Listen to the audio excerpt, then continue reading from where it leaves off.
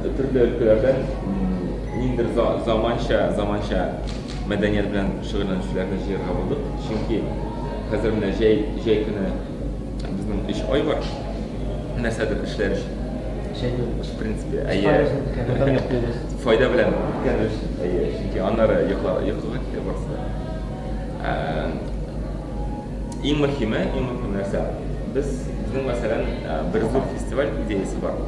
Bütün сәнгатьләрне җыеп bir площадкада туплап, барысын да күрсәтеп, инде бүтән өлкәдә яңа проектларны күрсәтергә шундый хыялыбыз бар.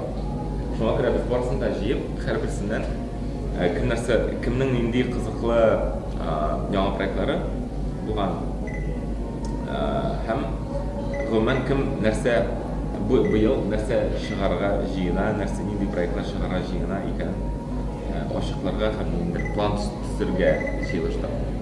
Бүгенге очрашуда һәрбер өлкәдә ниндидер уңышларга ирешкән, ниндидер яңа продуктлар чыгарган яшьләрне җыйдык һәм үзара фикер алыштык, безгә алга таба нишләргә кирәк. Менә безнең продуктны Россия күләм, дөнья күләм мәйданнарда кешеләр ишетсеннәр, күрсеннәр өчен нәрсә эшләргә кирәк. Безнең кулдан килгәне иң беренчесе ул арт-лаборатория һәм фестиваль оештыру быел.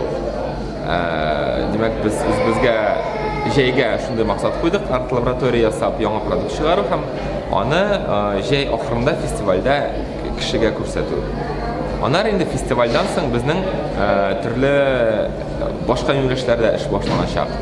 Мәсәлән, Россия фестивальләренә тәкъдим итү, дөнья фестивальләренә тәкъдим итү.